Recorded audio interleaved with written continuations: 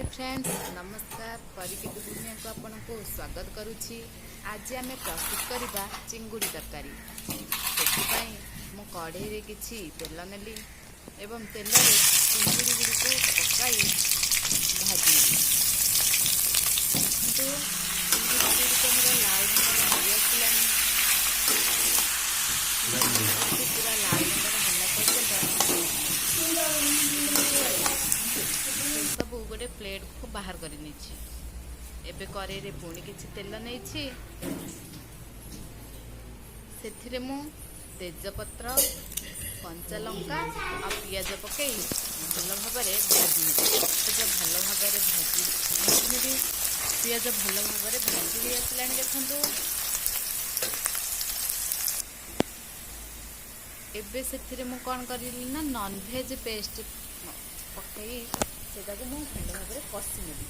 भल भाव कषिला से आम कौन करवा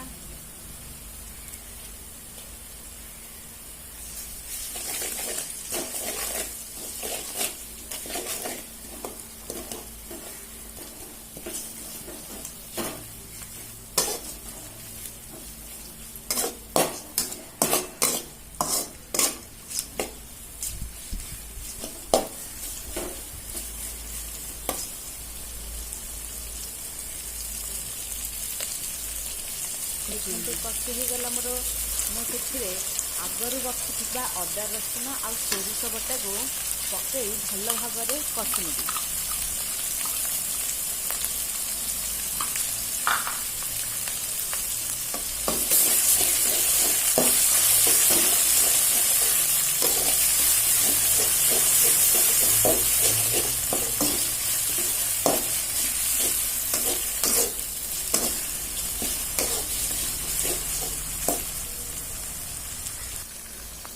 आमर मसला कषि हो आसला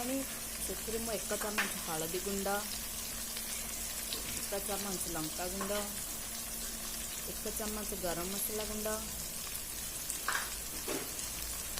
1 चामच जीरा गुंड 1 चामच धनिया गुंड एवं आधी चामच गुंड और आधी चामच दालचीनी गुंड पकाई से सबको भल भाव कषि नेबा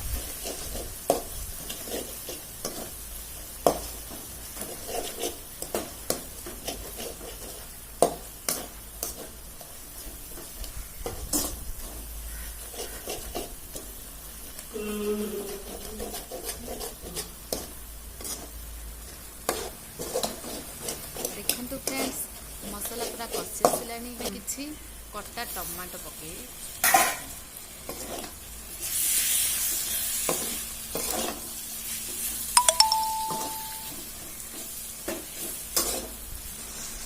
पुणी टमाटो ऊपर किसी लुण नेबा एवं से आम कौन करवा ना चिंगुड़ी गुड़ी को पकई मु भाजी देछि।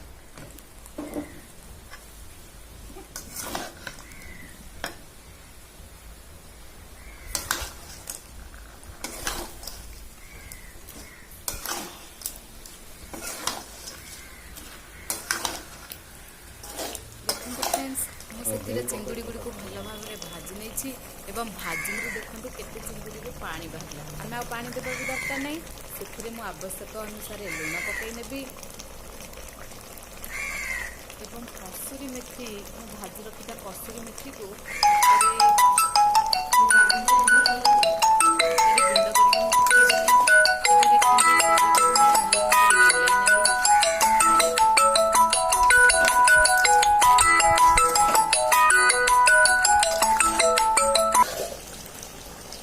फ्रेंड्स किसी समय देखला आमर कौन है ना चिंगुड़ी तरकारी आगे मोर फुटी आसला एथर आमर प्रस्तुत हो कौन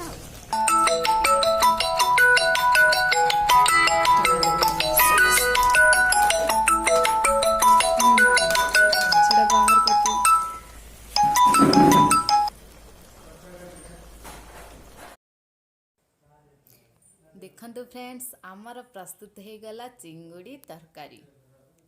रहुछि नमस्कार।